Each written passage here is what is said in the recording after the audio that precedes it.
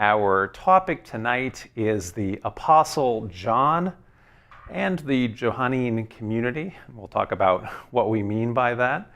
And specifically, we're not simply talking about the Apostle John, but we're going to talk about lots of early Christians named John that all get confused and mashed up together to create this composite portrait we have for the Apostle John.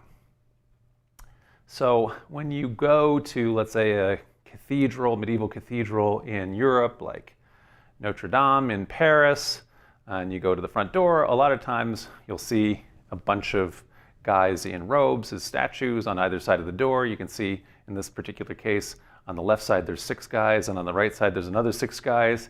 You can usually guess under those circumstances that we're looking at portraits of 12 apostles, since the number is sort of a giveaway. They kind of all look the same. So you think maybe, well, these are kind of like a generic, what apostles look like, bearded men, long robes, etc. But actually, because each of them is always shown with a special attribute, then that gives us visual cues, and parts of the symbology anyway, so that we can identify which apostles the artists are depicting. And so in this case in Notre Dame, we have the 12 apostles, or actually 11 of the 12 apostles, and one of the apostles, the guy who replaces Judas, is not depicted, and instead they have Paul, who's a very famous apostle, but not one of the 12, who is there represented. If we zoom in now to the ones on the left, these 6 guys, again, they look kind of look all the same until you kind of zoom in closer and understand them and look for their little visual cues and symbology, iconography. So for example, this guy over here on the far right is holding a set of keys. So whenever they're holding keys, that means St. Peter, since there's the very famous passage in the Gospel of Matthew, "Thou art Peter," as he changes the name of this apostle who originally named Simon or Simeon. He calls him now Peter, which means the rock or rocky. "And upon this rock I'll build my church," and so forth, and it gives him the keys to the kingdom and so forth. So we've talked about that a couple weeks ago when we talked about the historical Peter, legends about the Apostle Peter, and also the origins of the papacy, the bishops of Rome, and so forth. So right next to Peter, though, we have a guy with no beard, which separates him out from all of the other 12 statues that are lined up. And no beard means John. So we can tell just by that we're looking at the Apostle John. And he's also holding the Holy Grail. That's another signifier that is often associated with John. So if you see kind of an apostle holding the Holy Grail, it's usually going to be John. Why? So John is, in the stories, in the gospel stories, in the Gospel of John, he is reclining next to Jesus during the Last Supper. The Last Supper is when Jesus, on the one hand, introduces the Christian sacrament of communion or Eucharist, the Lord's Supper, the breaking of the bread, the wine that are symbolically representing his body and his blood. The cup is supposedly the Holy Grail. This is actually not an ancient legend, but a medieval creation.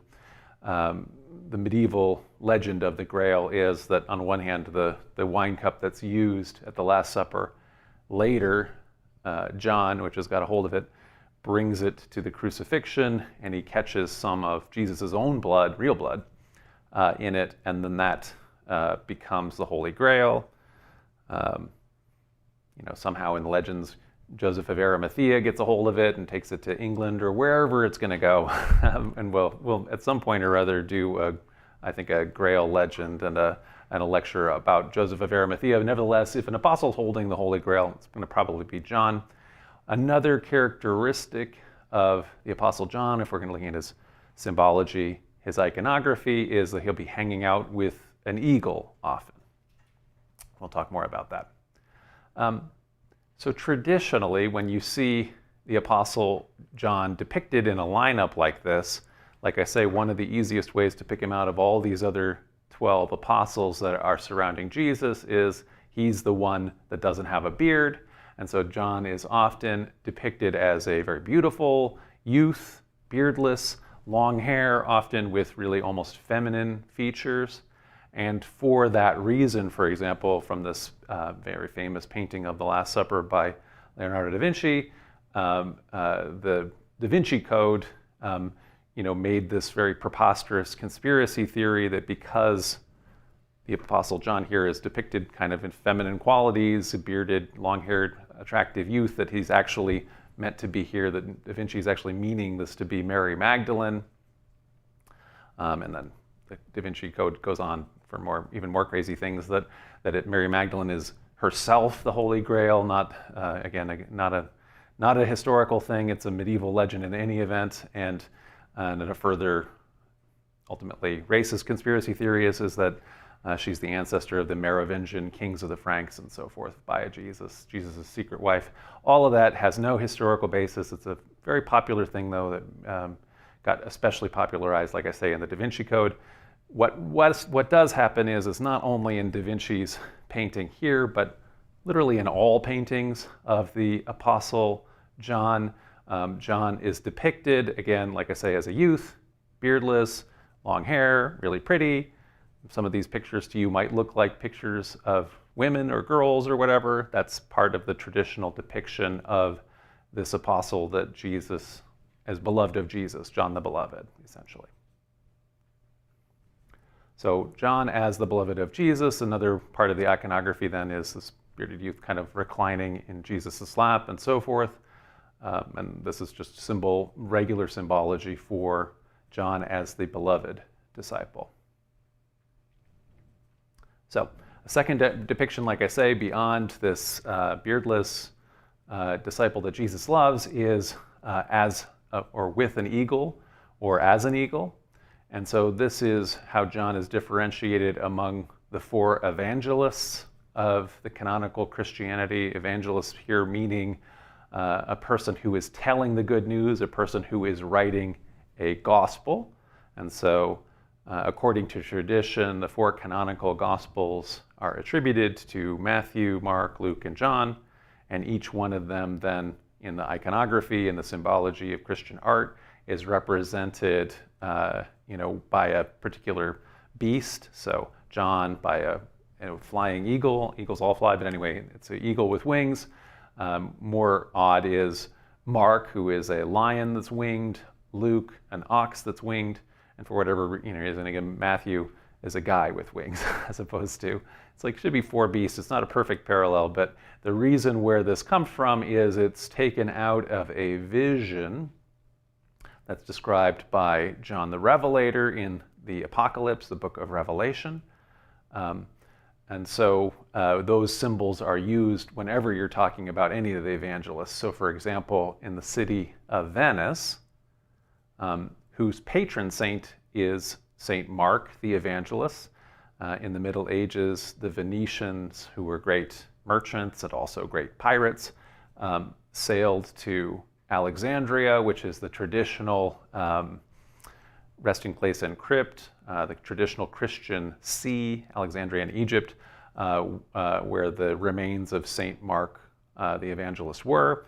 The Venetians claim that they stole the body, they hid it on one of their boats. They, of course, as always happens whenever you're tricking Muslims, so the Muslims were rulers, they're stealing it from the local Christians in Egypt, but the Muslims are the royal officials, the officials at the port, and whenever Christians want to trick, in literature anyway, whenever Christians want to trick the Muslim customs officials, they cover it all with a bunch of pork, right? And so they take St. Mark's remains that they've stolen from the Coptic church in Alexandria, and they cover it with a bunch of pork on bacon, so Muslims don't, it's an unclean animal, so Muslims don't look.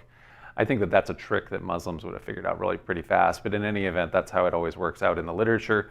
The Coptic church, which continues to exist, which is to say the indigenous church in Egypt, whose patriarch, the Patriarch of Alexandria, is the Pope of the Coptic Christian Church. They deny that the Venetians actually ever took the remains, and that they say that they still have the remains of St. Mark in Alexandria and in Egypt. And in any event, the Venetians run back with remains, or say they do, that's why the basilica in it's St. Mark's Square in Venice is St. Mark's, and that's why the flag of Venice has a winged lion, because the symbol of Mark as the evangelist is a winged lion. So like I say, these vision comes from the book of Revelation. So we read in chapter 4, at once I was in the Spirit. So John the Revelator here is having a vision. And there before me was a throne in heaven. In the center, around the throne, were 4 living creatures, and they were covered with eyes in front and back. The first living creature was like a lion. The second was like an ox. The third had a face like a man. The fourth was like a flying eagle. All 4 creatures, living creatures, had 6 wings and were covered with eyes all around, even under its wings. Day and night, they never stopped saying, "Holy, holy, holy is the Lord God Almighty, who was and is to come." So this is a vision of God, the celestial throne, God surrounded by miraculous beasts. The beasts then get interpreted in all kinds of different ways in Christian imagery and symbology, but one of the ways that they get most identified is with the evangelists then, as I say.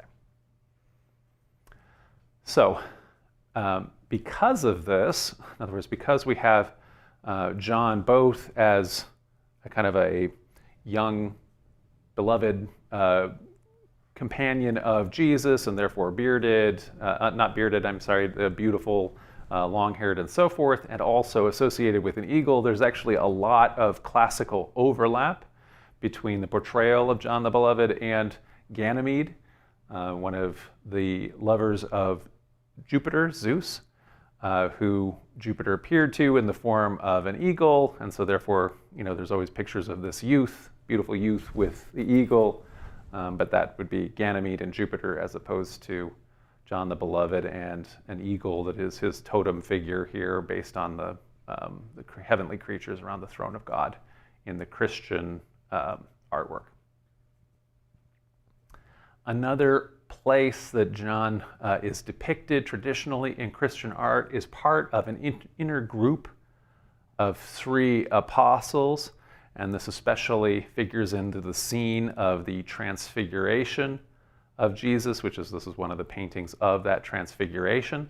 And so Jesus takes 3 of his disciples up to a mountain, and then his true divine nature is revealed in a vision of Jesus as Christ, and then on either side of Jesus are 2 of the historic or biblical prophets anyway of the Old Testament of Israel, Moses and Elijah, and in particular these are 2 that are said to have been taken up to heaven and maybe never specifically died. So the Bible isn't entirely clear, but there's the idea is they're taken up into the heavens, and so therefore that's one of the reasons why, anyway, for the purposes of a vision in the New Testament times, they're still kind of around and here in the heavens to be in this vision.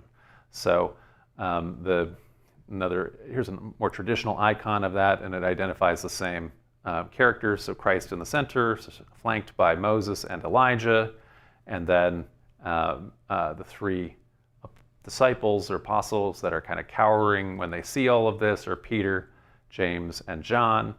And you can always tell them iconographically. So Peter usually is wearing a gold cloak, and so you can tell he's Peter on the left. John here doesn't have a beard, so that's him, and then the other one's James. So we read in Gospel of Mark, chapter 9, "After 6 days, Jesus took Peter, James, and John with him and led them up on a high mountain where they were all alone. There he was transfigured before them. His clothes became dazzling white, whiter than anyone in the world could bleach them. And there appeared before them Elijah and Moses, who were talking to Jesus." So as I say, there it is, Moses, Elijah, Christ, Peter, James, and John. Final type of depictions of John are John sitting around writing scripture, in some cases writing his own gospel, but often writing the book of Revelations. And so here he is on the island, the Greek island of Patmos, where John the Revelator, the author of the book of Revelations, is imprisoned on an island. A lot of times Roman authorities nobody in the ancient world is able to maintain vast prisons for all of the kinds of people, like the way the United States does today, where just an amazing percentage of the American population is in prison right now, more than anybody else in any other time in all of human history. The ancient societies didn't have that kind of wealth that they could spend on prisons. And so the Romans had a bunch of islands, and they would sometimes just send people and exile them to islands and so forth. And that was one of the ways that you could be in prison while you're waiting, or while you're, it could be a punishment, or you could be awaiting a trial or anything like that. And so here we have John depicted again as young, long-haired, and so forth. He's with his eagle, as you see. He's riding here on the island. But there's also depictions like this of him not young anymore. Now he does have a beard. He's an extremely old man, still out riding away here on Patmos with his eagle and so forth. And so this is, like I say, a final type of depiction of John, as he's now the last surviving one of Jesus' original apostles, according to Christian tradition anyway, and again equated with John the Revelator, the author of the Apocalypse. So I just want to say then, as we're going to cover this topic of John, ultimately early Christians have conflated many different early Christians that were named John. And I want to kind of separate and out and look at each one, and we can decide which, if any of these could potentially be the same person, or maybe in some cases they might all refer to completely different people. But the different Johns that we'll be looking at tonight are the person who was the historical disciple of the historical Jesus. Next, we're going to look at a person who's one of the 12 as described in the synoptic Gospels, so Mark, Matthew, and Luke, and well as in the book of Acts, which is the second half of the book of Luke. We will be talking about the character of the beloved disciple as described in the fourth Gospel, the Gospel we usually call the Gospel of John. The Gospel of John is very different from the other three Gospels, and that's why they're called synoptic, because they can be read kind of the same. They are literarily dependent on one another. So there's the character of the beloved disciple as described in the Gospel of John. There is also the person who is understood to have been the author of that fourth Gospel, so that fourth evangelist. In addition to that group, we also have whoever is the author or the authors of three epistles that are attributed to John in the New Testament. So in addition to the Gospel of John, we have the first letter of John, the second letter of John, and the third letter of John, which may or may not be written by the same person as the evangelist and all these other people. Then we have the author of the book of Revelation, John, who actually is, out of all of these other books, he actually does name himself as John. So he does, the author of that book identifies himself as being named John, although that doesn't mean by any means that that's the same as John the Beloved or John the Apostle or anything like that. Specifically, he's termed John the Revelator to be distinct from the others here, although, like I say, historically or traditionally, Christians have conflated all seven of these different ideas of John. And then finally, there is John the Presbyter, or John the Elder, who is a very ancient teacher living at the end of the first century, that many Christians have maybe thought of as being, well, maybe he was the last living of the apostles, if he was the same as the historical Jesus' apostle.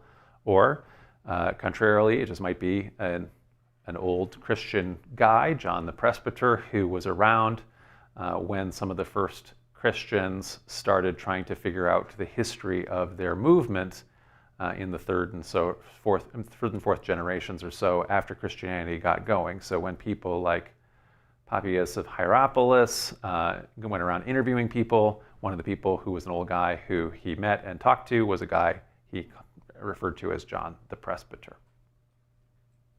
Okay, so we'll start out. What do we know about the historical disciple of the historical Jesus? The guy we do know is named John. So just to start out with, whenever we're getting to historicity, it's always helpful when the earliest Christian writer who's writing survived, Paul, ends up telling us something about it as something contemporary, especially when he himself is describing something he himself did. Then we're really getting to history, as opposed to later generations of Christians kind of remembering how they think it should have happened, or maybe just writing how they think it should have happened. This is an actual eyewitness account, which is not particularly common in New Testament texts. And so Paul met the historical John according to his own testimony. So after Paul had a spiritual experience with the risen Christ, his original name had been Saul of Tarsus. His name changed to Paul. He considered himself now to be an apostle of Christ, commissioned directly by that vision. And he began a ministry of planting Christian communities, so converting people to Christianity as he understood it, building up congregations in towns around the Eastern Roman Empire, the eastern parts of the Roman Empire, the Greek-speaking cities. And he did that totally independent of the work of the apostles who had actually known the historical Jesus in their lifetime. So during a conflict that Paul had between Jesus's, let's say, actual apostles, or the apostles that had known Jesus when Jesus was alive, as opposed to Paul, who really had only had experience with the risen Christ in a visionary form, Paul describes meeting with three of these apostles: James, Cephas, as he calls him, which is to say Peter. So Cephas is the Greek, the English of the Greek of the Aramaic version of rocky or rock, whereas Peter is the English of the Greek of the same word for rock. And so in other words, Cephas is a nickname here for Peter, and then John. And Paul calls them the esteemed pillars of the church, the acknowledged leaders of the church, Peter, James, and John. So we read in Paul's letter to the Galatians, chapter 1, "The gospel that was proclaimed by me, Paul, is not of human origin, for I did not receive it from a human source."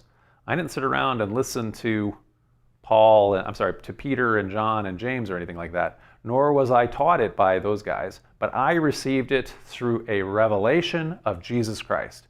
So Paul's saying here, he's trying to set himself apart. Not only is he an apostle, like all of the others that are sent forth from the Jerusalem group, from Jesus's apostles that he knew in life, their church structure and so forth, Paul is directly commissioned by a vision of Jesus in order to start his own communities and so forth. So he said, "When the one who set me apart before I was born and called me through his grace was pleased to reveal his Son to me." So when God revealed Christ to Paul in a vision so that I might proclaim him, Christ, among the Gentiles, which is to say the non-Jewish Romans, Greek-speaking Romans of the Eastern Empire, who Paul was converting to Christianity, I, Paul, did not confer with any human. I didn't talk to any of these people who already considered themselves apostles. Nor did I go up to Jerusalem to those who were already apostles before me. But I went away at once into Arabia, and afterwards I returned to Damascus. So he decided, I'm going to go preach this in what's now sort of Jordan kind of area to Petra and so forth, Arabia Petraea, the borderlands of the Roman Empire. And then I returned to Syria, to Damascus, where I just was preaching the gospel there in the eastern provinces of the Roman Empire. Then, he says, after 3 years I did go to Jerusalem to visit Cephas and stayed with him 15 days. So he went and visited Peter 3 years after he was already engaged in his project. But I did not see any other apostle except James, the Lord's brother. So this first time Paul actually deigns to go meet the actual, or people who were apostles who actually knew Jesus. People who were wondering maybe, who is this Paul guy? we didn't authorize him to do anything, but again, this is something that was revelatory according to Paul. So then he says, after 14 years, I went again to Jerusalem, this time with Barnabas, taking Titus along with me. So in other words, two of his, Paul's own Pauline Christian companions, missionary companions. I went to Jerusalem in response to a revelation. Then I laid before them, these Peter, James, and John, these apostles, through what only a private meeting with the acknowledged leaders. So in other words, I laid before them, the acknowledged leaders, though only in a private meeting with the acknowledged leaders, I laid before them the gospel that I proclaim among the Gentiles, in order to make sure that I was not running or had not run in vain. So he's kind of claiming here that he was not summoned by them to answer what he's doing. Rather, he's saying, I went because revelation told me I should just go, so I went according. Again, he's always trying to say that he's acting in the Spirit. And they have a kind of a private meeting with him, and he has to kind of say, to explain to them what he's been teaching to the Gentiles. Specifically, Paul's teaching to the Gentiles, they don't have to obey the law of Moses in order to become Christian. They don't have to keep kosher. And so he is essentially saying that to, like he's saying, the acknowledged leaders of the church. And from those who were supposed to be the acknowledged leaders, so he doesn't even want to call them the acknowledged leaders. He says, what they actually were makes no difference to me. God shows no partiality. So even though, they're supposedly the acknowledged leaders of the church, he's saying, but he doesn't know what they were. It doesn't matter to me what they are. Those leaders contributed nothing to me. On the contrary, when they saw that I had been trusted with the gospel for the uncircumcised, when I had been given a special mission to proclaim the gospel to non-Jewish people, just as Peter had been entrusted with the gospel for the circumcised, in other words, to preach that same kind of gospel to the ones who are Jewish, and when James and Cephas and John, who were acknowledged pillars, recognized the grace that had been given to me, they gave to Barnabas and to me the right hand of fellowship, agreeing that we should go to the Gentiles and that they should go to the circumcised. So he has this meeting with people who he says are the leaders of the church. He denigrates their authority. He doesn't think they have any authority, but he essentially says that he convinces them to agree to his interpretation about converting non-Jews to Christianity, which is to say they don't have to be circumcised. They don't have to keep kosher. So Paul says Peter, James, and John were supposed to be the acknowledged leaders of the church, but he immediately undercuts their authority. Like I said, what they actually were makes no difference to me or to God. And he says those leaders contributed nothing to me. And although he claims that they are the acknowledged pillars and that they three agreed with him about the law, he does acknowledge that this supposed deal that he says they had fell through soon thereafter. So according to Paul, after he'd been establishing Christian community in Antioch, which is the Roman capital of the East, it's the capital of Syria. It's a city now, a little tiny town in Turkey on the border with modern Syria, but ancient Syria was the Roman capital. Peter was there, and while he was there, he would share table with the Gentiles, the non-Jewish Christians. In other words, so Paul wouldn't keep kosher. He didn't have to only eat separately with other people who were keeping kosher. But then suddenly representatives from James, the brother of Jesus, showed up in Antioch, and they gave him a new ruling that this is not allowed, that this is a violation of the law according to James, who is kind of showing himself as being more in charge than Peter. And when that happened, Peter was shamed and he started keeping kosher again, and several of Paul's lieutenants started doing the same. So this supposed vacillation on Peter's part, and I say supposed, it's Paul's testimony that this happened. We don't have Peter's perspective on it. This caused Paul, in his own words, to rebuke Peter. So he tells him off to his face. Ongoing confrontation with the apostles, like Peter, who had been authorized by James, the brother of Jesus, in Jerusalem, may have caused Paul ultimately to admit defeat in the East. And he gave up all of his plans. He more or less thinks that he's been defeated at the end of his ministry. And he writes to the church in Rome, where there's a large Christian community that he didn't start and that Peter and James didn't start and so forth, but has grown up in Rome. And he's trying to get that community to maybe sponsor him, give him money so that he can go and spread the gospel in Spain, so he could start all over again, where he's not being constantly undermined by representatives of James, including perhaps Peter. And it's also possible, even though we don't know, it's also possible that on his way, since he never made it to Spain, that on his way, the conflict that he was having with the Jamesian group may have resulted in his arrest. Paul had been attempting to take up an offering among his congregations who were relatively wealthy.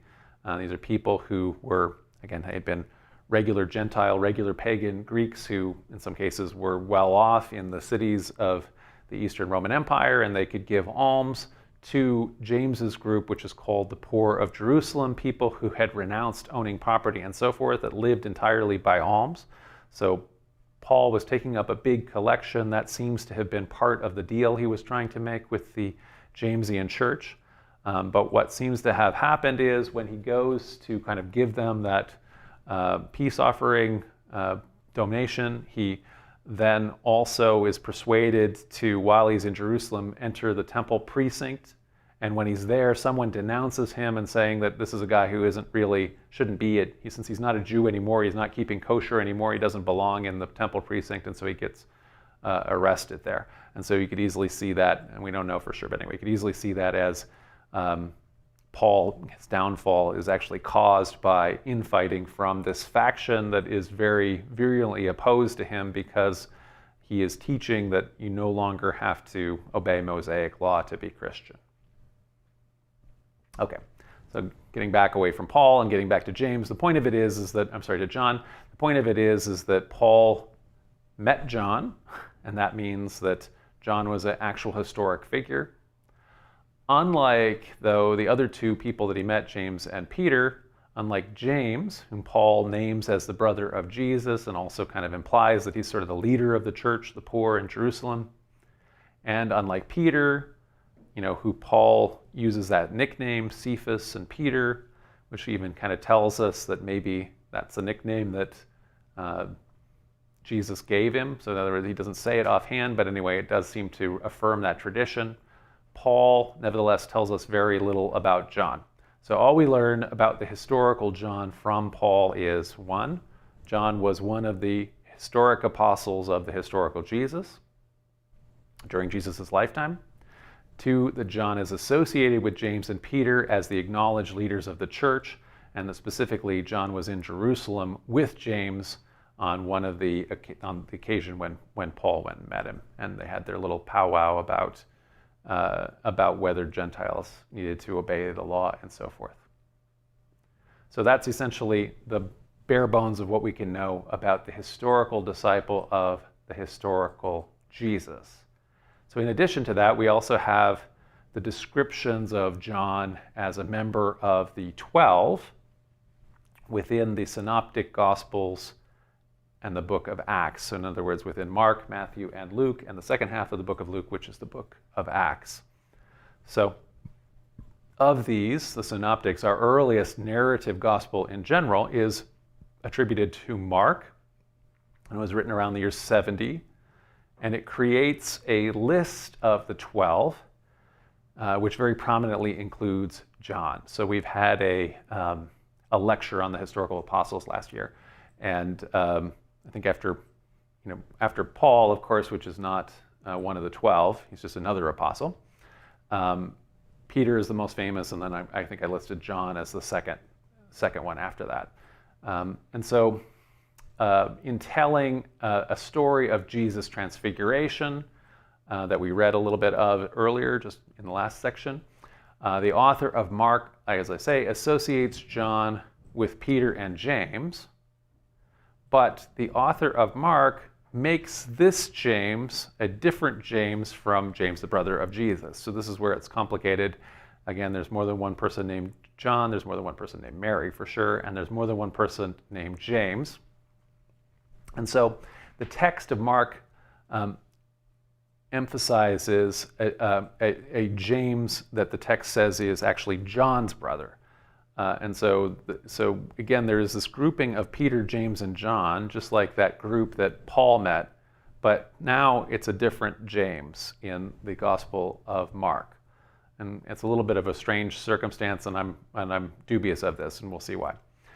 So although Paul portrays Jesus' brother James as one of Jesus' apostles, and as an acknowledged pillar of the church, and as the leader of the poor of Jerusalem, something that's kind of backed up by the story about James that occurs in the Jewish historian Josephus.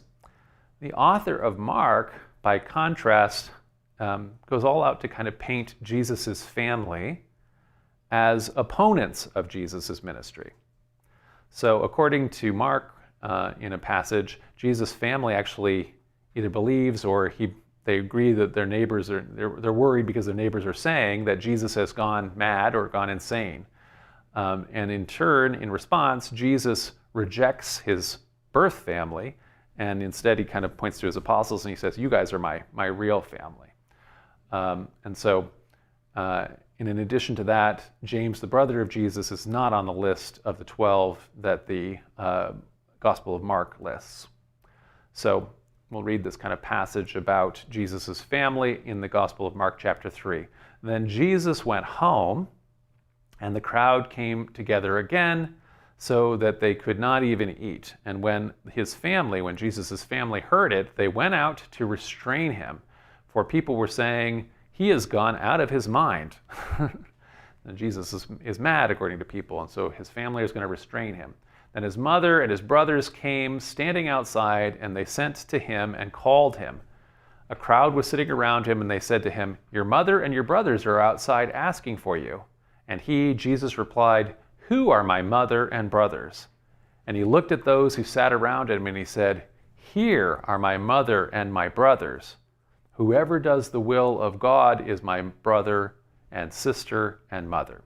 So Jesus' disciples, his apostles, are the women and men who are serving as his apostles, and those are his family according to, anyway, what he's saying here in the Gospel of Mark. And this is a rebuke then, or of the idea anyway, that Jesus' family are loyal supporters, and including, in the case that we know, like I say from Paul, that his brother is effectively his successor. So, negative portrayal of Jesus' family. So why, if we ask ourselves, why would Mary and her sons credit their neighbor's complaint about Jesus' sanity, for example, hadn't Mary been visited by the angel Gabriel in the Gospel of Luke? Hadn't she been told by the prophets, like Prophet Anna, for example, in the temple, that her son is the Messiah, also in the Gospel of Luke?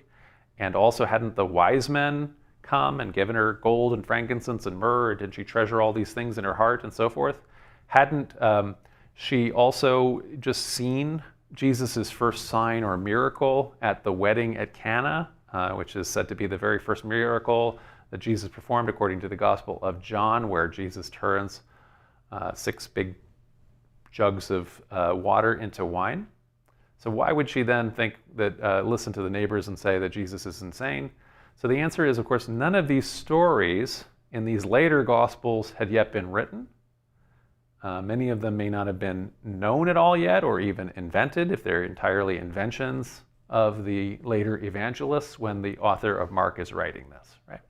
So we can never think of things that don't make any sense out of other Gospels in the Gospel you're reading, because you have to understand each one of these stories is independent of the others, or in some cases, they're written with an independent coherence, even if in some cases there's literary dependence. So given the prominence of Jesus' brother James, the author of Mark is unable to completely discredit him by showing him as an unbeliever in Jesus' lifetime. In other words, a guy running around saying Jesus is insane or something like that. So Mark apparently also saw the need to assign stories about James to some other disciple named James. And thus, like I say, he connects Peter and John not with Jesus' brother James, but with another guy, which is he makes be John's brother James. And so, for example, immediately after calling Simon, Peter, and his brother Andrew as disciples in the Gospel of Mark, Jesus calls James and John, who here are also described as being fishermen at the Sea of Galilee and are described as being brothers, and the sons of Zebedee, he calls them next. So that's kind of the order of the calling of the disciples. In Mark 3:17, just like Peter gets a nickname, Simon gets called Peter, the rock, Jesus gives a nickname to James and John, these two brothers, the sons of Zebedee, and he calls them the Boanerges, which is said to mean sons of thunder. It doesn't necessarily mean that, apparently, but anyway, it's not clear exactly what it means, and that's the description of what it supposedly means. And we have a couple of stories, like, for example, there is a story later towards the end of the Gospel of Mark, where James and John come to Jesus and ask him if they can, when Jesus comes into his glory, if they can have the place where they're seated at his right hand and his left hand. This is the kind of requests that important servants and so forth will make a request of the king, and if the king says that they'll grant whatever the request is, it usually ends very badly. It's a kind of a trope in Hellenistic or Greek literature. What James and John don't understand is that the author of Mark is kind of understanding Christ coming into his glory is going to be Christ on the cross, and so by sitting at his right hand and his left hand, essentially they're saying, we'll be the ones crucified next to you, and Jesus says, you don't really know what you're asking for. And so he refuses their request. Ultimately, in the crucifixion scene in Mark, and Jesus is crucified between two criminals as opposed to between James and John. In Mark, all of the disciples flee, and none of them are present for the crucifixion. But in any event, these are some of the other things and qualities of John, the son of Zebedee, one of the sons of thunder, as described in Mark. So the author of Mark wrote his gospel during the First Roman-Jewish War, which takes place between 66 and 73. It's usually understood to be while the siege of Jerusalem is happening, perhaps before the fall of Jerusalem. But it's during this tumultuous time, which caused the author, who was an apocalypticist, who believed at the literal end of the world, he believed that these were the signs that finally, after all this time, the world was coming to an end. The Romans really were destroying everything. This was a massive loss. Jerusalem, the temple, everything was going to end, and that would be the sign that Jesus would come again in power and glory in the clouds as the Son of Man, and so forth. So unlike Paul and other Christians whose faith was based on visions of the risen Christ, however, the author of Mark has a very odd or unique or weird Christology, where he doesn't believe that Christ has come back yet. So Mark doesn't want to tell us visions that people have had of the risen Christ, because Mark is sort of saying, no, you guys have all misunderstood. Jesus said he was coming back, but when he's coming back is when all of these signs appear, and that's what's happening right now when I'm writing my story here in 70 AD. And so in contrast, in Matthew, Luke, and John, and so forth, Mary Magdalene and other women among Jesus' apostles and disciples encounter the risen Christ after Christ is crucified, but that does not take place at the end of the Gospel of Mark.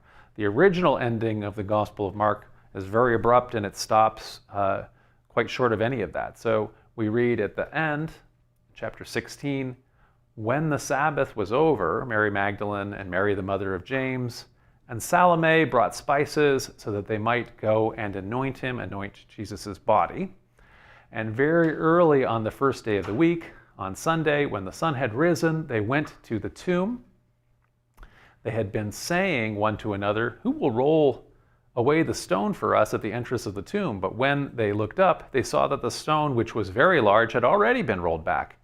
And as they entered the tomb, they saw a young man dressed in a white robe sitting on the right side, and they were alarmed. But he said to them, "Do not be alarmed. You are looking for Jesus of Nazareth who was crucified. He has been raised. He is not here. Look, there is the place where they laid him. But go tell his disciples and Peter that he is going ahead of you to Galilee. There you will see him just as he told you." So they went out and fled from the tomb, for terror and amazement had seized them, and they said nothing to anyone, for they were afraid. And then that's the end. That was the end. And so for Christians who are not Mark and who are aware of all of these stories of experiences, for example, that Mary Magdalene may have had a vision of the risen Christ. Certainly Paul did.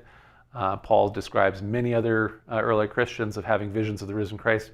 The idea that that's the end, and that the women at the tomb didn't actually even ever say anything to anybody because they were too afraid, that doesn't sit with them in terms of how the story should have ended as everybody else understands it. Like I say, it's part of the author of the Gospel of Mark's kind of unique and weird Christology that becomes less and less convincing as the years go on. So as the First Jewish-Roman War ends, and then the world doesn't end, there is no apocalypse and so on, Mark's belief in that and so on is proved wrong. It makes his entire framework quirky or faulty, and Christians are wondering about it 20, 30 years later. So like I say, there had already previously, though, been stories of visions of the risen Christ that inspired and kind of got the Christian community even going. So we read in the letter of Paul to the Corinthians, the first letter to the Corinthians, chapter 15, he says, "For I handed on to you as of first importance what I in turn had received, that Christ died for our sins in accordance with the Scriptures, and that he was buried, and that he was raised on the third day in accordance with the Scriptures, and that he appeared to Cephas, then the 12, then he appeared to more than 500 brothers and sisters at one time, most of whom are still alive, though some have died. Then he appeared to James, then to all the apostles.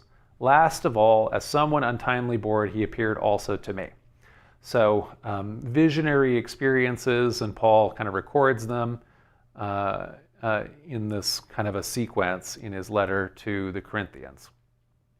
So according to Paul as well, in his letter to the Romans, Jesus was declared to be the Son of God with power, according to the Spirit of holiness, by resurrection from the dead.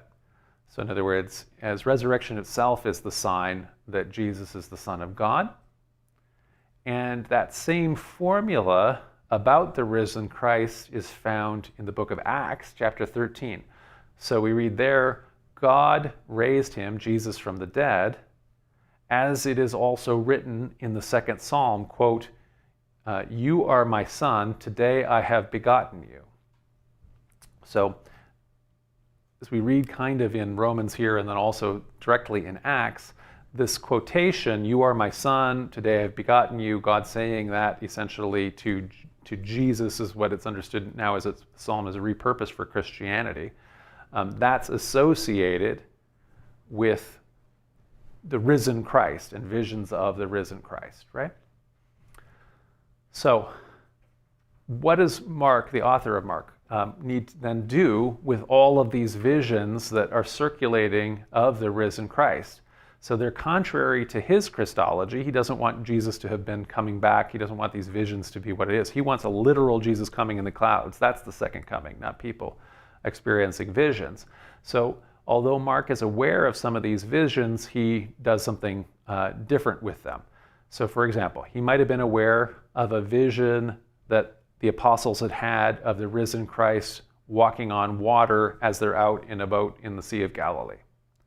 Or he might be aware of a vision of the risen Christ appearing to Peter, James, and John. Or a vision of Jesus as Christ as in glory, where the Spirit of God appearing in the form of a dove. So these might be visionary experiences of the risen Christ that are circulating in the oral tradition that Mark, the author of Mark, is aware of. So rather than ignore all of these well-known reports or put them in his story after Christ's crucifixion, the author of Mark retrojects the visions of the risen Christ into the life of Jesus. So instead of it taking place after Jesus' crucifixion and resurrection, these now take place in the narrative story that Mark is creating for the first time of Jesus walking around in life in his ministry. So in the new narrative then, Jesus walks on water before his crucifixion. This is just something that happens during his ministry. Likewise, the vision of the Holy Spirit descending on Christ as a dove, that's retrojected by the author of Mark into Jesus' life and as part of his baptism story. Another one of these examples, or so as we read that, Mark says Jesus, during his baptism, immediately after his baptism, he looked up and he saw heaven being torn apart and the Spirit descending on him like a dove, and a voice came from heaven, "You are my beloved Son, whom I love. With you I am well pleased." Similarly, in the vision that the author of Mark has of the Transfiguration, Peter, James, and John, as we've read a couple times already, see a vision of Jesus transfigured in glowing robes of white and so forth, and the voice from heaven, the voice from a cloud says, "This is my Son whom I love, listen to him." So it's the same kinds of statements from the Creator, from God, that are also these resurrected Christ, the risen Christ statement as we have in Romans and Luke. So both of the visions of Christ which occur in Mark's text prior to his crucifixion draw on God's voice from a version of Psalm 2:7. "You are my Son, today I have become your Father." Like I say, that Acts 13 quotes in association with a vision of the risen Christ. So one possibility here, we can't tell for sure, we're trying to reconstruct this based on the text that we have, but one real possibility here is that Mark's unique opposition to the idea that Christ has already returned, thus kind of forever changes the narrative of Jesus' ministry by putting all of these events that would have taken place in somebody else's gospel after, now they go back and are put into the life of Jesus. And because Mark is the first person to write a narrative like this, a narrative gospel, that becomes then the source for the later gospels. So the ending of Mark, nevertheless, was so unsatisfying to early Christians, none of whom share, or few of whom shared Mark's particular quirks on this. At least 2 additional anonymous disciples wrote epilogues, which they append into different manuscripts of Mark. And so if you're reading the King James Version, it doesn't end where I read the ending last time and I said the end. It actually has more verses, and this is called the long ending to Mark, which later Christians just anonymously added to it to try to fix it and add some extra details that Mark didn't like.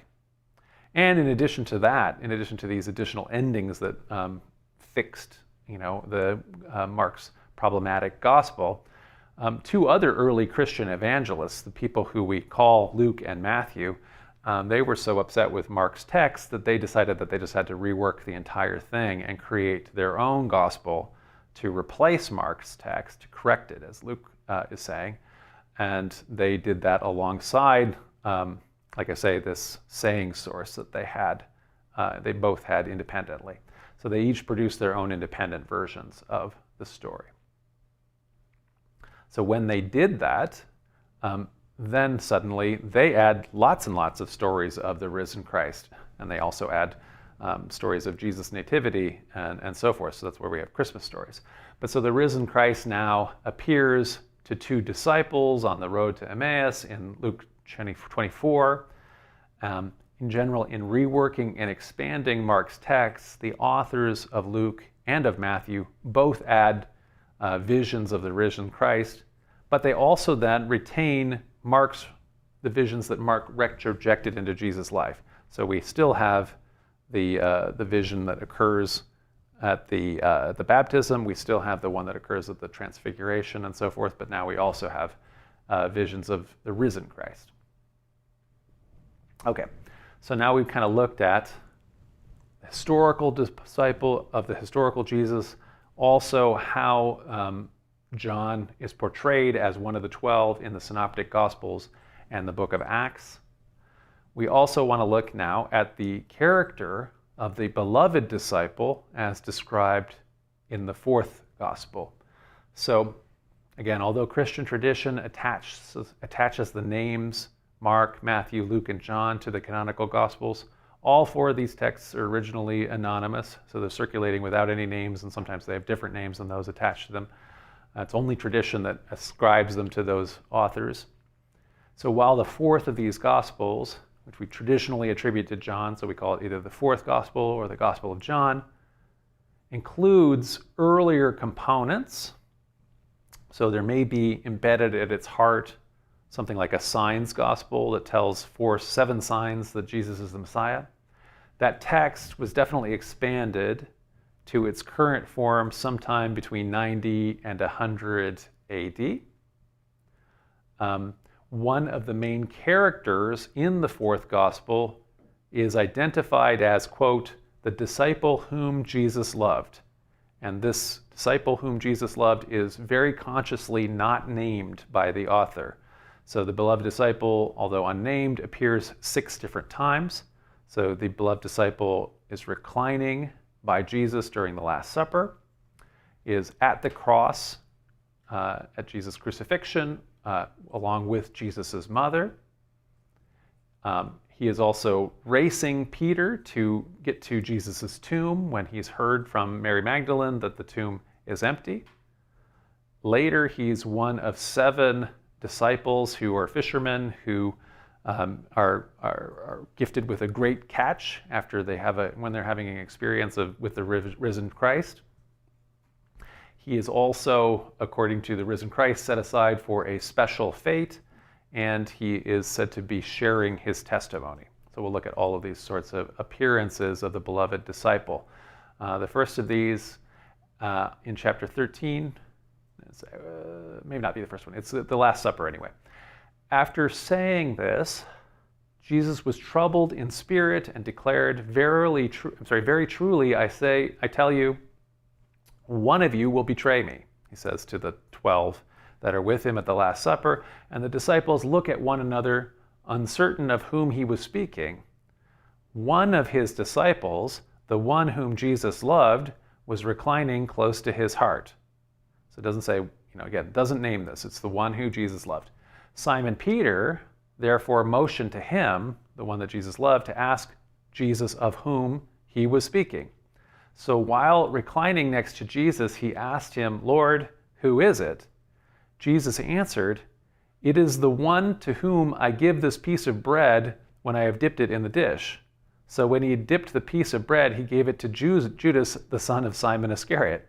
So it's a little more mystery in the other Gospels. Nothing's really a mystery ever in the Gospel of John because the Gospel of John it's very far removed from the historical Jesus and instead kind of envisions a divine Jesus walking around who knows everything and is constantly saying everything.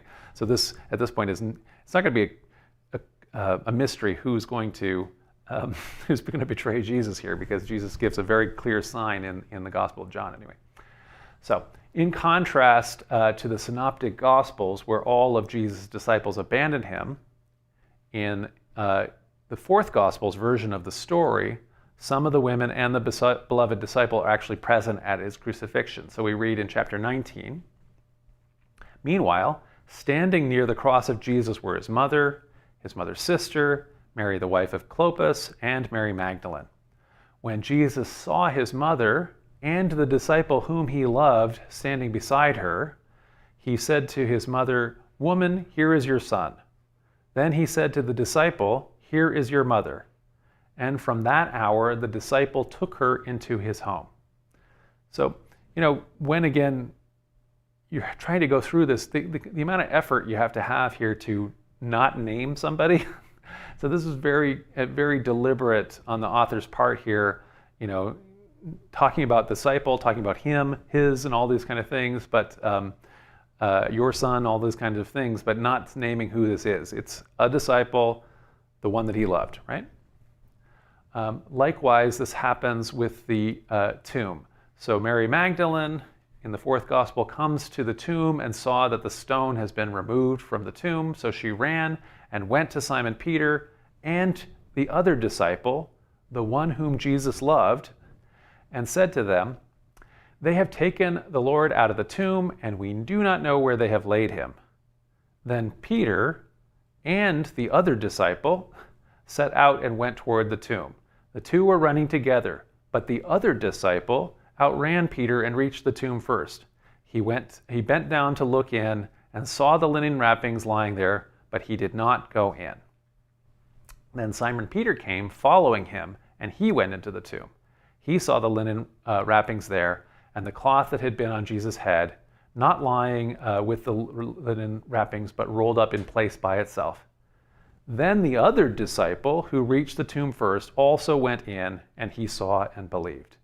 So again, there's a big, long story here with Simon Peter and racing the other disciple and the one that Jesus loved. And again, it's a big effort literarily here to not name him. So it's very clearly on purpose that this disciple is not being named. So as these examples illustrate, the author, like I say, goes great lengths to avoid giving a name to the other disciple. So who is the disciple whom Jesus loved in the fourth gospel? So although early Christian tradition identifies pretty early the beloved disciple with the Apostle John, the text doesn't really support this theory. So again, the text is attributed to John, but it doesn't have the name John in it at all for that. And indeed, when it lists the disciples, it doesn't list all 12, but it does give a list. A list is Simon Peter, Thomas, called the twin, Nathanael of Cana in Galilee, the sons of Zebedee, and two of his other disciples. So those are all gathered together in a list in John 21. And so it seems really strange that this author would, let's say, go through this entire place where calling out this disciple, the one that Jesus loved and so forth. And then we would suddenly, instead of having that, you simply say, the sons of Zebedee. It seems like you would say there, the disciple that Jesus loved and his brother, or something like that, as opposed to just the sons of Zebedee, again, unnamed, not even naming John here. So anyway, that part of it makes the identification with John seem unlikely to me. Scholars have had a couple, it's not a known thing. We can't say who the beloved disciple is for sure. One of the possibilities is maybe this was a long-lived, but let's say otherwise unimportant early Christian who actually had been a person who'd known the historical Jesus, who was still alive in the Johannine community, the community that is producing these texts like the Gospel of John and the letters of John and so forth. And so, in other words, Jesus would have had a lot of disciples, a lot of followers, some of which are leaders like Peter, James, and John, others of whom might have just been people that had met him and followed him around. Those people ultimately will end up maybe in Christian congregations. One of those congregations could be at the heart of this Johannine community.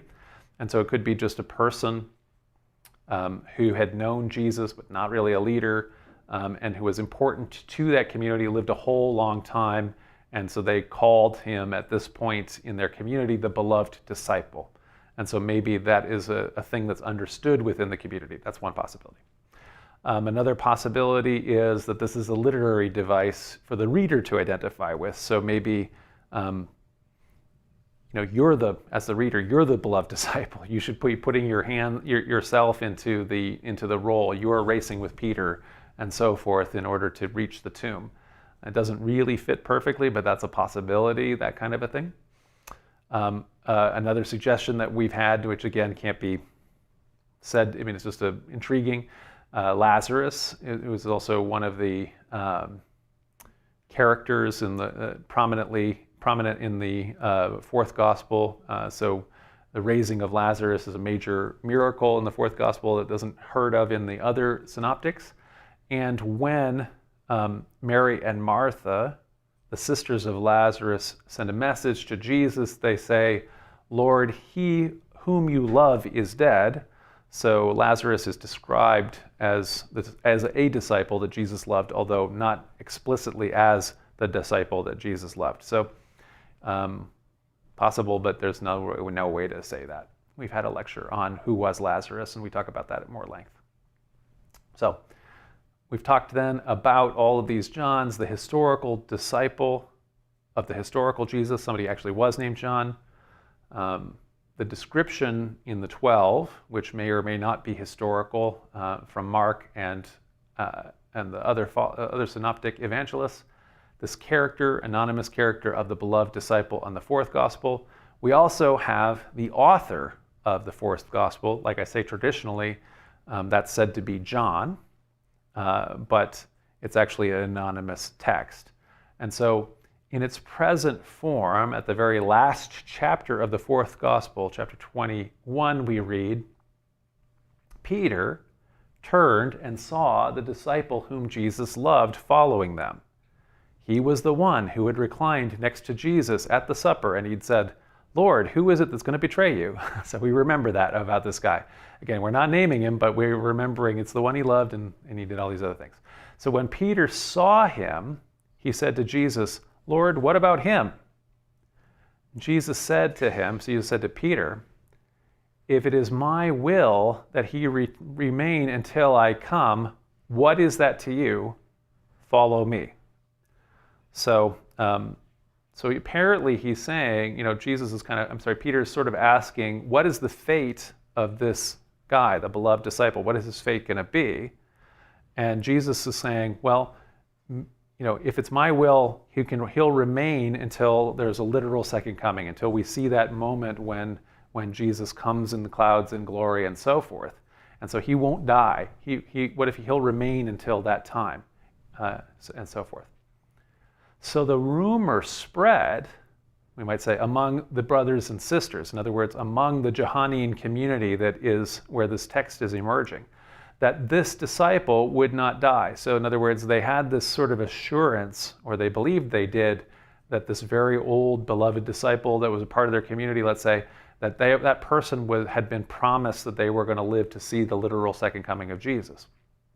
But it goes on to say, yet Jesus did not say to him that he would not die, but it quotes again, if it is my will that he remain until I come, what is that to you?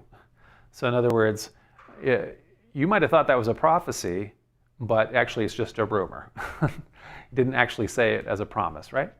This is the disciple, and then it goes on to say, this is the disciple who is testifying to these things and has written them, and we know that his testimony is true. But there are also many other things that Jesus did. If every one of them were written down, I suppose that the world itself could not contain the books that would be written. The second end of the book. So essentially, the way we have here, what we can always kind of see when we have this in text, this is an apologetic answer to an apparently failed prophecy.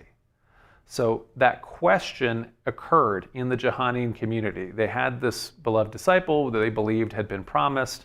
They would live to see a second coming of Jesus. Of course, there is no literal second coming of Jesus. It didn't happen, so that prophecy failed, and so that apparently shook the community. The people had believed it maybe as an article of faith, and he then ends up dying, and when he dies, what happened? That was not what we understood this prophecy to mean. So the author here is clarifying, no, Jesus never promised that. He simply said that kind of thing might happen. What is it to you if he tarries until I come again? In other words, that sort of a thing. So like I say, this might be, or it seems like, it certainly reads like the author is explaining to his own community an apologetic answer to why that prophecy seems to have failed. So the rumor spread among the brothers and sisters that the disciple would not die. Yet, Jesus did not say to him that he would not die. So that's kind of the explanation of that possibility. Likewise, though, we also kind of get next part of this here. Oh, let me pull up. I actually have a tangent. So when Joseph Smith and Oliver Cowdery were involved in the composition of the Book of Mormon. When Joseph Smith is dictating the Book of Mormon, they're also in the process of reading, they're doing Bible studying, reading the Bible. And one of the things that they do is they read this passage, and the two of them have a debate over it. I've explained my reading of it, which is there had been a beloved disciple that is part of the Johannine community. People in that community believed he would live until a literal second coming. He dies, and so then they have to explain why that wasn't a real prophecy, why they had misunderstood there, and they just thought it was a prophecy. Joseph Smith and Oliver Cowdery argue, does that actually mean, since they also continue to believe in a literal second coming, even though they're living now in the year 1829, and so it's been another, not quite 1800 years, 1700 and some years. So they're wondering, well, Joseph Smith is kind of like, well, does that mean John is still alive and wandering the earth 2,000 years later, essentially? And Oliver Cowdery's like, no, I don't think that's what that means. And Joseph Smith is like, I think it is what it means. And so he prays about it, and using the same sort of revelatory procedure or translator procedure that he is using in the first place to channel the text of the Book of Mormon, which is to say he takes his seer stone, it's in the hat, he's praying about it, scrying about it, and in the same way he doesn't actually translate in golden plates where they're sitting here and using a text of it. It is entirely a visionary process where he's scrying text into existence and composing it through dictation. He does the exact same thing now for what he says is a parchment written by John, the apostle, John the Beloved, that is lost and he doesn't have access to it. It's off in a cave somewhere in Greece or something like that. And he translates that and explains, yes, indeed, this is the way it is. John is continuing to be alive and walking around the earth, and is going to continue to be like this immortal mortal who is doing, working on, getting things ready for the literal second coming. And Joseph Smith then includes another story just like this in the Book of Mormon, where 3 of the ancient American apostles, colloquially known as the 3 Nephites, are given the same gift. And so part of Mormon legend is there are essentially these 3 Nephites who are wandering around, 2,000-year-old figures who come and do favors for people. It's sort of like brownies and so forth, doing good things for kids in Icelandic legends or something like that. So anyway, this has been a subject of controversy and continues to be. How do you understand this text in the Gospel of John? So the text, like I said, went on as we read. It went on to claim, this is the disciple who is testifying to these things and has written them. And then it changes person here, and it says, and we know that his testimony is true. So on the one hand, people have tried to say the beloved disciple must be the author of the Gospel of John, and yet, actually, the person who's writing the Gospel clearly is not the beloved disciple, because the author here is right away saying, we know that his testimony is true. And he goes on to say, I suppose that the world itself could not contain. So the writer here is not the beloved disciple. It is somebody else. Nevertheless, many Christians, traditionalists and so on, would like to argue that this means that the Gospel of John is an eyewitness account, is written by a disciple of Jesus, the beloved disciple, who is John, and so forth. Actually, the text here, I think, is very clearly saying that it's not.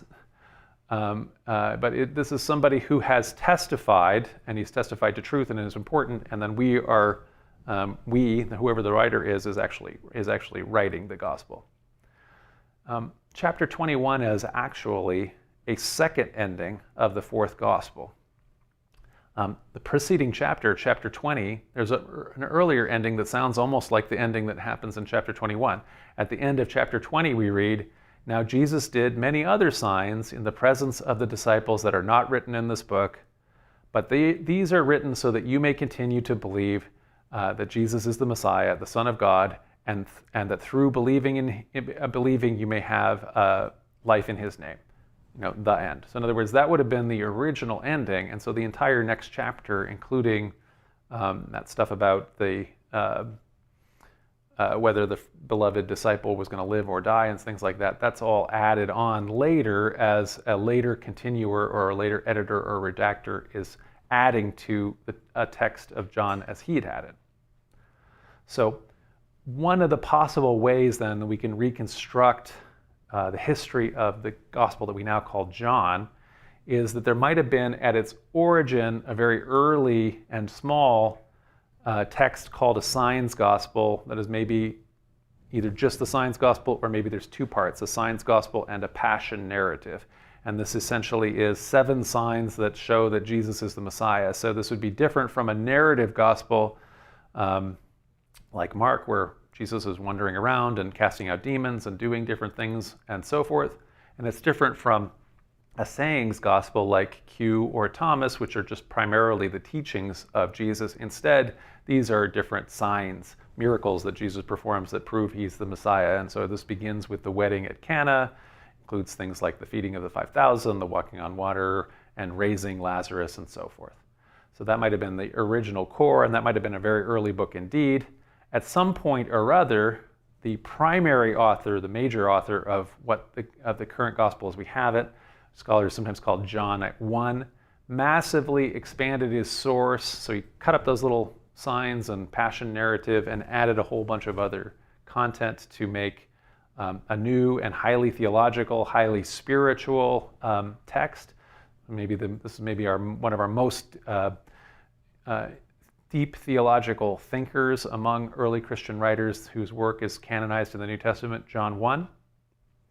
But then there came along another guy who didn't necessarily like everything that John 1 had to say, didn't like how spiritualized he made it, how much he doesn't believe, let's say, in a literal second coming. This guy believes in a literal second coming again, and he's just explaining things like, well, the beloved disciple, he died, but it doesn't mean that there's not going to be a literal second coming. It just means it hasn't happened yet, and so forth. And so John 2 adds that new ending and edits John 1's text, often very clumsily. And it does seem maybe, it does seem maybe that, that John 2, the second editor or redactor, might have incorrectly believed that the manuscript that he was editing was by that beloved disciple. And so that's maybe why he's saying this is his testimony that we're witnessing. But it isn't written by the beloved disciple. It's written by this other anonymous person, probably not named John, so John 1. Okay, so that gets us through historical disciple of the historical Jesus, the 12 in the synoptic gospels, the beloved disciple, anonymous character, and the evangelist who wrote John. The last 3 we'll go through a little more quickly than the first 4.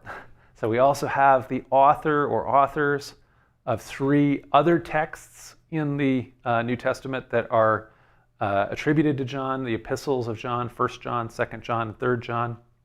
So there's 3 of these.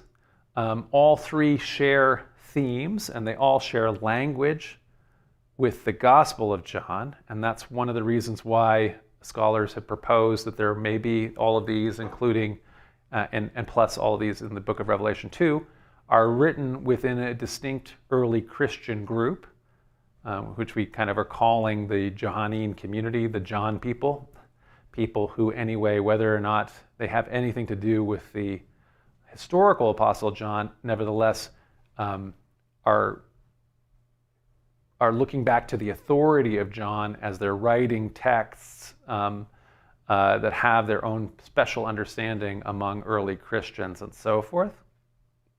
So 1 John, which is a longer letter, it doesn't identify its author, so it doesn't say, I, John, apostle of Jesus, write to you, the Corinthians, or something the way Paul does.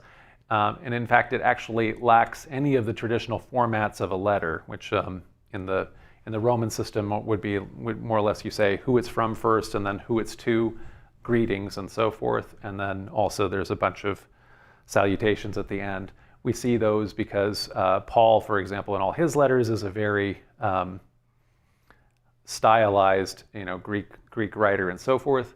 1 John doesn't have any of that stuff, and instead it's mostly closer in format to maybe a sermon. And the focus of that sermon is really the teaching on love. God is love. So, and that comes in the definition of God as love, or love itself, is in 1 John 4, verse 7. By contrast to that kind of longer sermon text in 1 John, 2nd and 3rd John are really, really brief letters. I think they're just a few lines each, whose author identifies himself not as, again, he doesn't say John, it is a letter, but it's the elder is who is writing it, according to this. So whether the elder also wrote 1 John, what's the relationship between the gospel authors, the Science Gospel, the John 1, John 2, those people who expanded and created the fourth gospel, all of the relationships between those writers and the gospel authors, like I say, is pretty much open to debate. And so in some cases, some scholars see these as being, all three are written by the same. At least John 2 and 3 are written by the same guy, and maybe they're all from the same community. There's different arguments can be made for all of these. They're kind of maybe in a group. So those are the three epistles. We also have the author of the book of Revelation, John of Patmos. So unlike the gospel, which is anonymous, unlike the three letters who don't identify themselves as being written by John, the book of Revelation is the only part of the Johannine literature that actually claims to be written by somebody named John. However, we can be pretty sure in this case that this one is a different John. Or rather definitely a different John. So the text does share some of the themes and ideas with the rest of the Johannine canon, so there are some overlap. Nevertheless, it's written in such a different style of Greek. We've described it before as kind of street Greek or something like that, this kind of crazy rapper Greek or something. Modern scholars pretty much all universally agree that John of Patmos, John the Revelator, has to be an entirely different individual. He doesn't identify himself as John the Apostle, he just identifies himself as a guy named John. And so there's more than one guy named John, and there's no particular reason then to identify this John with any of the other Johns. And so that leaves us now finally with an elder teacher, maybe the last living apostle. Some of the earlier Christians thought so, but nevertheless an old guy, early Christian, named John the Elder, John the Presbyter. So there is a historical figure, John the Presbyter. This means elder. And this is one of the people that Papias of Hierapolis interviews. So Papias is a bishop of a city of Hierapolis. He writes in the very early 2nd century. He's one of the very first Christians who tries to reconstruct the church's story. So in general, the early church got going. They were not focused on what is our history. They weren't focused on remembering in detail the life of Jesus. In some cases, they are remembering Jesus's teachings. Certainly, Paul is interested in his own Christological ideas, his feelings about the law and so forth, but he's really not giving us a lot of detail about the historical Jesus or anything like that. And so when you started getting to the end of the 1st century, the beginning of the 2nd century, a lot of this is kind of unknown and has to be reconstructed. So Papias interviews a number, he goes around and sees old people, old Christians, and asks them, what do you remember about all of this? And so among his people that he interviews are somebody he identifies as John the Presbyter. And because of that, many Christians subsequently conflated John the Presbyter with John the Apostle, the beloved disciple, John of Patmos, the Revelator, and so forth. But it's pretty clear that that's not the case if you even just read we don't have Papias, but we have people who quote him. And so what he says about his own methods, he says, I shall not be unwilling to put down, along with my interpretations, whatsoever instructions I received with care at the time from the elders, and stored up with care in my memory, assuring you at the same time of their truth.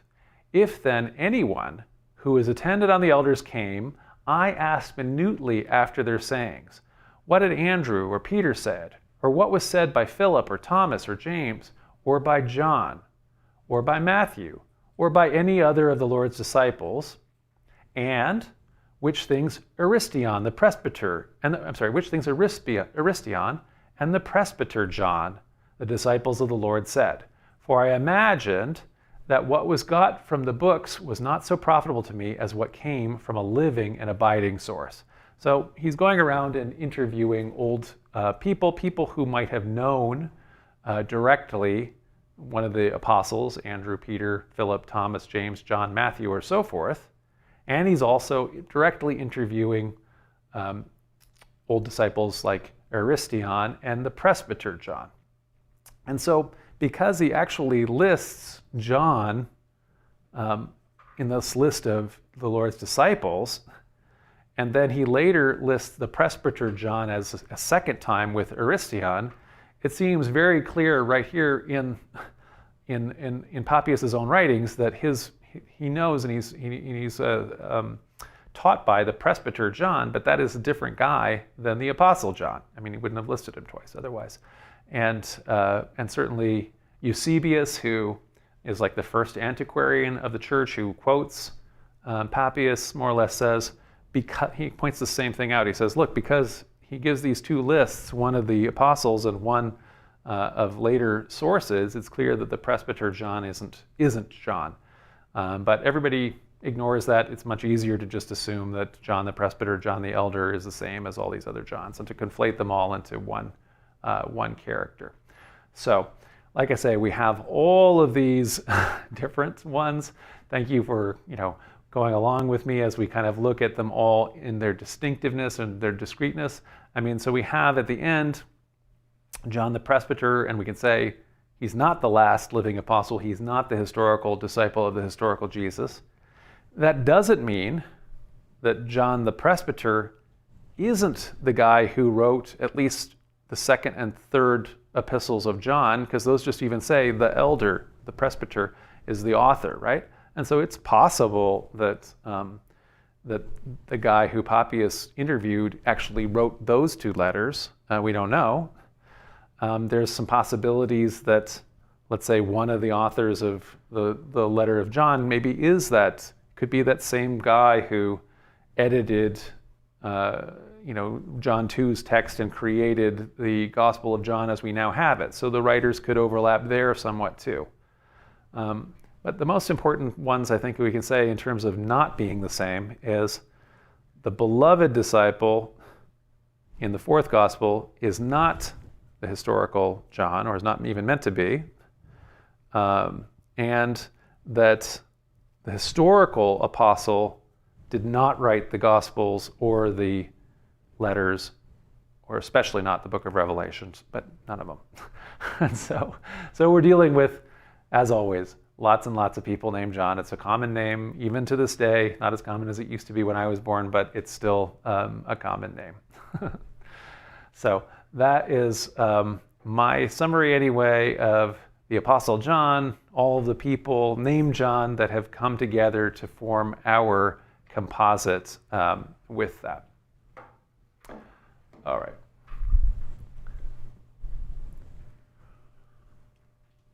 Hey, I'll drink some water here. Well, it's actually Mike who is here to be our producer, and he has been following your comments in YouTube and on Facebook, and he'll be sending those questions to me. So Vins Rex says, are there any reasons why each evangelist got their particular symbol out of the four? Did they correspond with certain qualities of each evangelist? Yeah, so I was wondering about that, because again, that vision is where it comes from, right? And so that vision is actually, I think that vision that is in the book of Revelation is actually a reworking of a vision that is in the book of Daniel even. So that goes all the way back in the Jewish apocalyptic tradition, at least through that case. But how did the identification happen? And I don't particularly see why the lineup happened the way it did, because I think that they seem to be fairly arbitrary. In other words, there would have been reasons that people made up after the fact to describe why each evangelist has that symbol, but I don't necessarily think that they line up for any particular reason. Why is Matthew a guy as opposed to Luke, who's an ox, and Mark, who's a winged lion, and so forth? It does work out in the case of John, as I kind of mentioned. I don't know that they did it on purpose, but it's kind of surprising in the artwork. It works out because of John is, again, this youthful, beloved of Jesus and so forth, and is with an eagle. It is kind of striking how that is similar to the portrayals of Ganymede. Leon Berg says, would John be using Aramaic or Hebrew or Greek? So the historical John, the original apostle with Jesus, who's following Jesus around when they're running around in Galilee and Jerusalem and so forth, and later when that historical John is part of the group, the poor of Jerusalem, he's continuing to be in Jerusalem according to Paul, and he's part of that group that's being led by James, the brother of Jesus. They would be talking in Aramaic. And when they are, there's possibility that they would be knowing some Bible quotations in Hebrew. Aramaic and Hebrew are very closely related, and so a lot of people who knew Aramaic would also be able to know some of the Hebrew. Hebrew had fallen out of, it was become a dead language. It was just a liturgical language at this point, so in other words, a language of Scripture. So we don't have from Paul any sense that John then left Jerusalem the way Peter does, and Peter goes and actually is hanging out with Gentiles in Antioch, according to Paul's description. So we understand that about the historical Peter.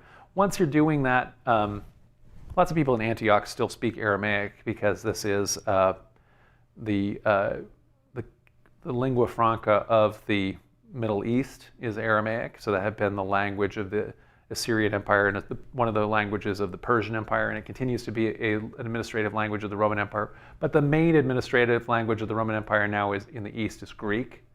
And so Peter will have had to have known some Greek, probably, in order to hang out with people in Antioch. We don't know about the historical John. Nothing about John going there. So he would have been. So later on, if he's living longer, he's probably knowing some Greek and talking to, because the community expands really rapidly into the Greek-speaking world. Otherwise, he's not really talking to them. But his native language would be Aramaic. Leon also says, so Paul spent 14 years organizing churches without giving any updates to the brethren. So the brethren which is to say the organized leadership of the apostles that had actually known Jesus, right?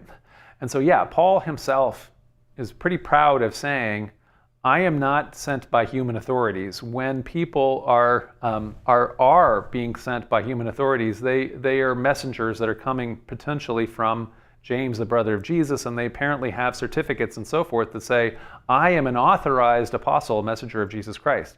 And Paul says about them, I'm not being sent by any human source. If you're saying that you are getting authorization from a human, then you're not actually from Christ. I'm from Christ directly.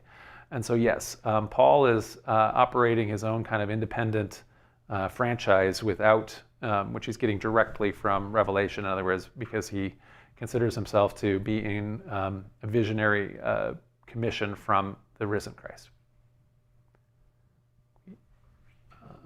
Advance those. So Mike, what we normally do is delete the 3 that I've just answered.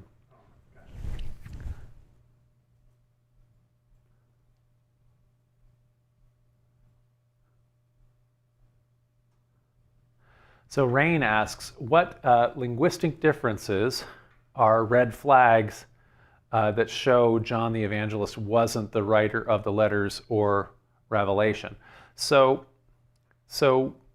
like we kind of said at the beginning here, that in terms of the actual John, or John the Apostle, we don't have any indication that John is around or has anything to do with the fourth gospel or any of the Johannine stuff, right? So in terms of the red flags between the gospel and the epistles and then Revelation, So my background in terms of languages, I know Latin and I can go through the Latin pretty clearly. I am not a scholar of Greek.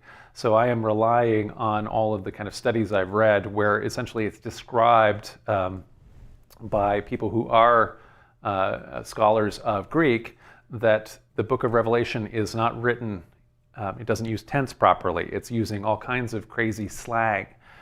It's all the way through it. It is using very vivid imagery that is not the kind of formal, sophisticated, Hellenistic writing that exists in the other texts.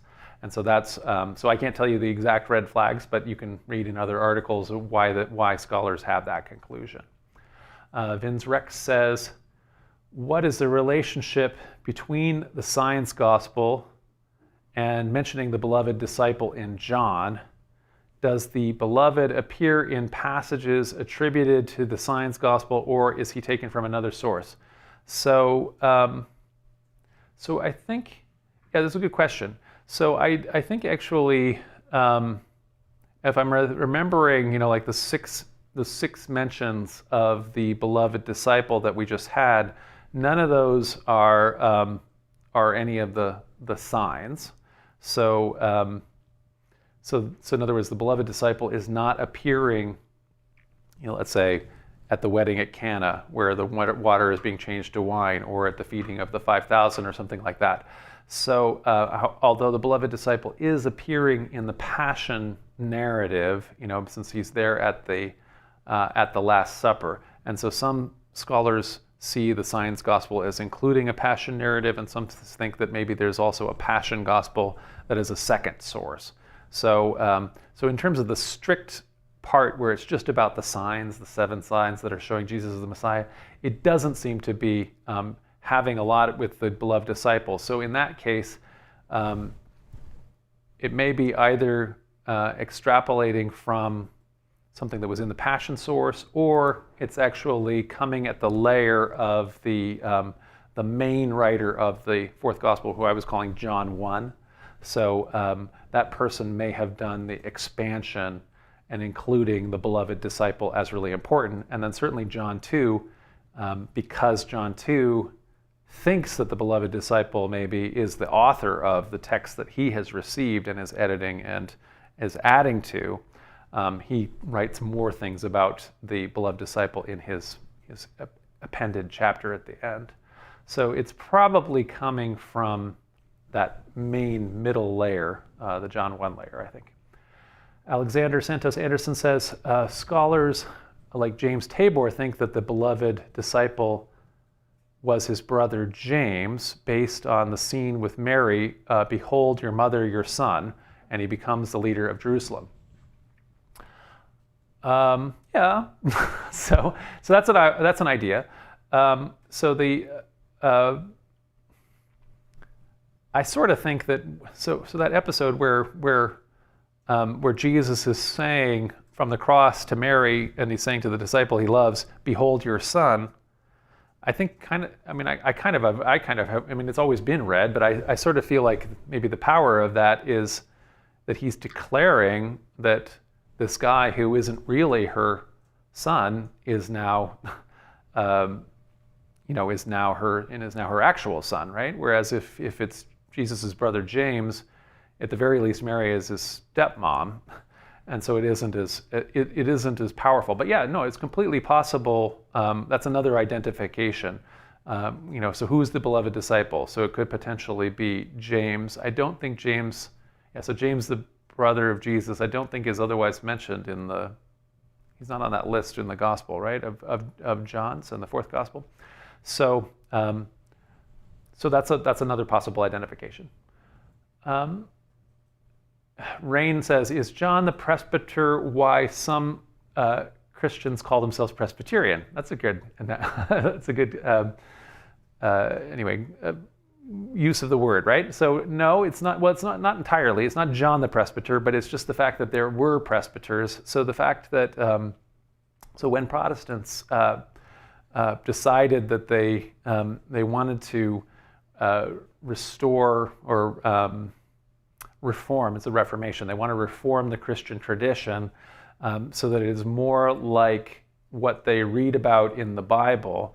They really become very crazy Bible focused. The Bible it becomes the sole source of authority in the Protestant tradition according to Protestant doctrine. So sola scriptura, its authority comes solely by Scripture.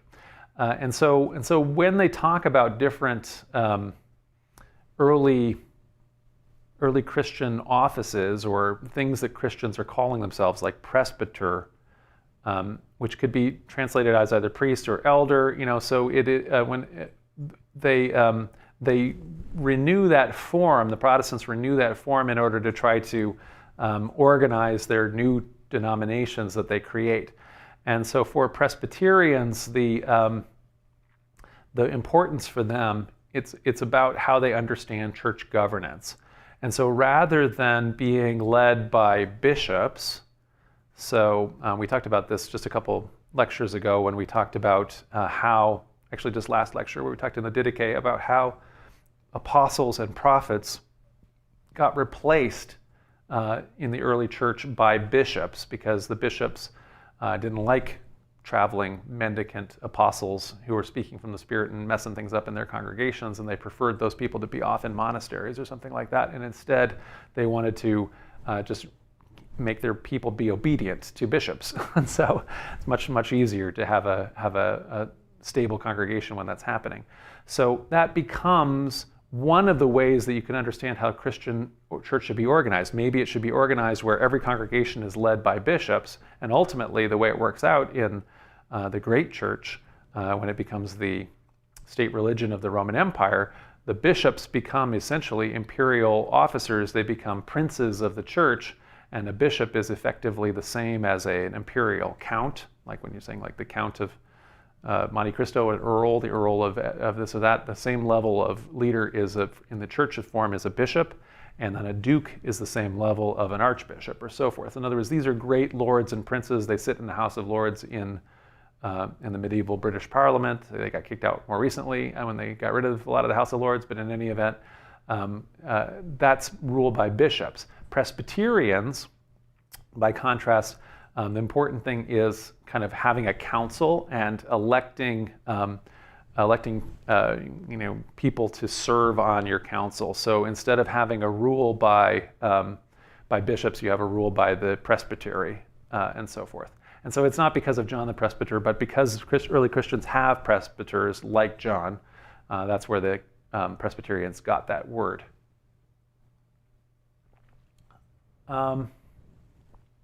Jake Decker says, can you elaborate some more on arguments for and against the letters of John being written by the same person? So the last two are pretty close to each other, but I think that those are largely understood to be written by maybe the same person. I think that in general, the last two, John, they're very short, and they're by the in both cases they have the same form. They say that the elder or the presbyter is the person that's writing, and then they just are a brief little letter.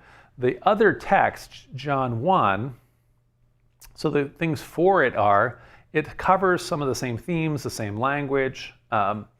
It doesn't, but it's not a letter. It doesn't say that it's written by the elder, so it doesn't have any tags, and it's anonymous, and so we can't know.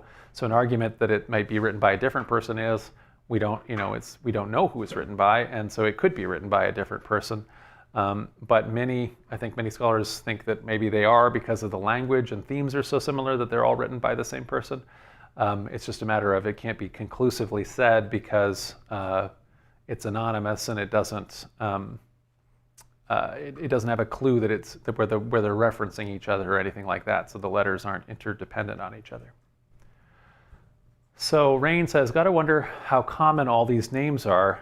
Was John as common as it is today? Was John Doe as a placeholder name? Were Matt, Luke, and Mark like Tom, Dick, and Harry? It depends. So, different ones of these names are more or less common. John is certainly, again, one of the common names. There's a couple different variants also of what the name John corresponds to. Because there are, kind of these longer names. We even have this in when you're going to try to translate to German or Italian or something like that. So like on the one hand, you have like names like Giovanni or Johannes, but there are also shorter names, often like Jonah is also potentially another variant of John. So there's sometimes a long version and a short version. There's lots of names that are said to kind of correspond to John, and so I don't know that John was as specifically common as it has been in English. I don't think John is anywhere near as common as it was when John Doe became the placeholder name. It's just John and John Smith or something, where John was the just most common name. It's not the case anymore, in my experience. We'd have to look at what the baby name is saying. It's like Jackson or something is the most famous name now, or whether the most popular name. It's actually broken into this multitude of names where there's so many different names nowadays than when I was a kid. When I was born, all girls were named Jennifer, and now of course Jennifer is not a popular name anymore. So you can tell anybody who's named Jennifer almost is probably right around my age. But in any event, like Matt, Luke, Mark, so Romans only have a certain number of names, praenomen, first names. And so names like Marcus is one of the very few names that can be the first name for a Roman guy. And so there were, so there were limitations on how many names there could be. So like, Julius Caesar's first name is Gaius, and there's, like a bunch of Romans are just named Gaius because there's only whatever it is, 20 first names that you can even have in Latin in the classical Roman period. And Mark Antony is named Marcus, right? So, and so those were very common. Winston Barquez says, was the Johannine community a group of Greek Gnostics? So it's possible that the Johannine community had Gnostic sympathizers, or the thing about the Gnostics tended to be that they weren't a separate community, right? And so a lot of cases the Gnostics are just living among you, and so there might have been a bunch of Gnostics that are hanging out with the Johannine community, and there's a bunch of things within, like I say, the John literature, the Johannine literature, which is very spiritual, which can kind of lead to kind of Gnosticism, but nevertheless, so for example, the whole beginning of the Gospel of John, in the beginning was the Word, and the Word was with God, and the Word was God, the Logos and so forth, is a very high Christology, and it's a very, it's not too far removed from the amazing kind of mythologies that come into, that occur in Gnosticism. And yet, one of the things that happens in that prayer is it says, at the beginning of the Gospel, it says, and the Word became flesh and dwelled among us, which is not the Gnostic teaching, right? So the Gnostic teaching is that Jesus is entirely, or it's often, Gnostics there's a bunch of different kinds of Gnostics, but often the teaching is that Jesus does not become flesh, that Jesus only seemed to be flesh. Jesus is entirely an emissary from the true good realm of the spirit, and the entire physical world of the flesh is bad, right? And so in that sense, it doesn't reflect Gnostic stuff, but in some cases, the themes in the Johannine community are a springboard to Gnosticism, and so they might be more likely to want to keep the John's Gospel than some of the other, like Mark's Gospel or something like that. James Dewayne says, do any prominent people argue that Mark 13 is anti-apocalyptic, since Jesus begins there with, be careful, no one deceives you? So that's an interesting take on it. I don't know that anybody argues that that the author of Mark is anti-apocalyptic. The author of Mark, both from the reason when they're writing and the general attitude, I think sort of seems to be that the Mark is an apocalypticist, that the author of Mark is really believing that the end times are now and so forth. But that'd be an interesting take. I would like to see that fleshed out, but I haven't read that anywhere else. Winston Barquez says, Is the book of Revelation a politically coded pamphlet against the Roman Empire? Yes. So I think it is, and so I think that it's written in such a way as to say this community that I'm writing to has faced all of this persecution, but you need to be. But even though it's kind of filled with horrific end times, bloody imagery, and everything like that, what people tend to forget, is it's also got all of this amazing, heavenly, wonderful imagery where it's talking about.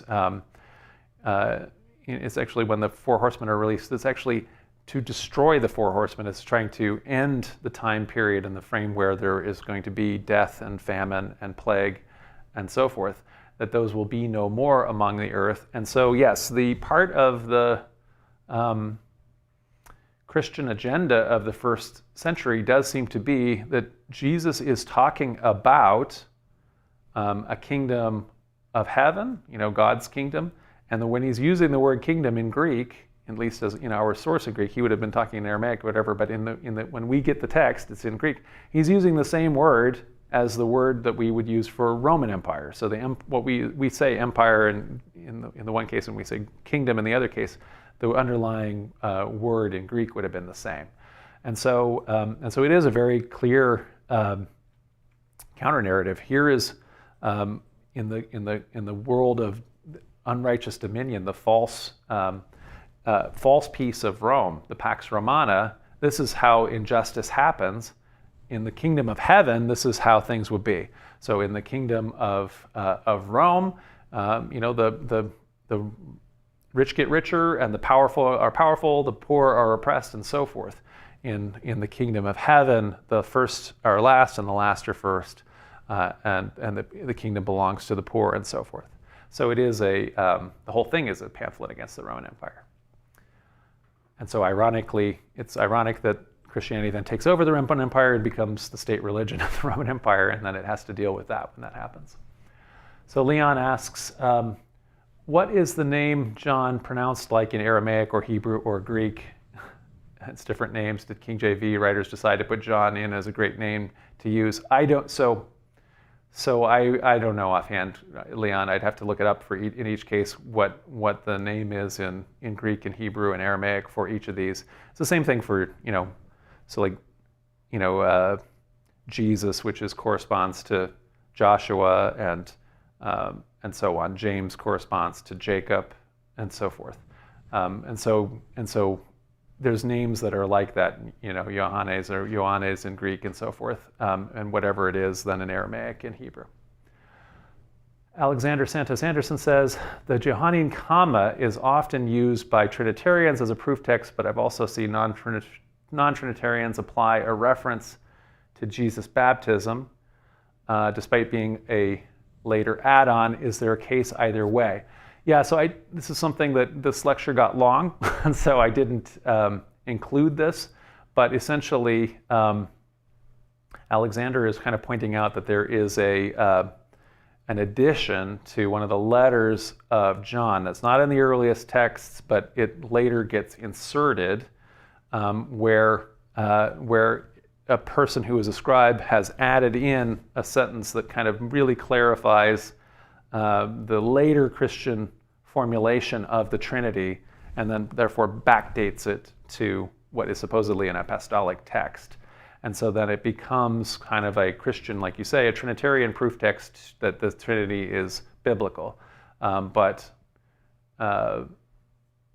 is there a case either way you're asking? Well, I think the case, I don't think there is a case for it. It's a later add-on. In other words, the Trinity as a formula is something that Christians later formulate and understand. They would like it to have been taught directly by the historical Jesus. It wasn't. They would like it to be in apostolic writings. It isn't. It gets put into one of the John letters, and the John letters weren't written by an apostle anyway. So I would say, so again, the idea of Trinity developed, and it's not from this time period. Michelangelo says, where was the Johannine community, or believed or theorized to be located, and what eventually happened to them? So there's a bunch of options. So maybe they are in Anatolia around Ephesus. So this is where maybe John the Presbyter was, and there's a bunch of Johannine legends and so forth that are there, but maybe that's just where John the Presbyter was and not where the rest of those people who are writing the Johannine literature are. So it's possible that Ephesus, kind of Anatolia, that area. It's also possible Syria. And so maybe it's in that kind of a region. What happens to them, so that either, the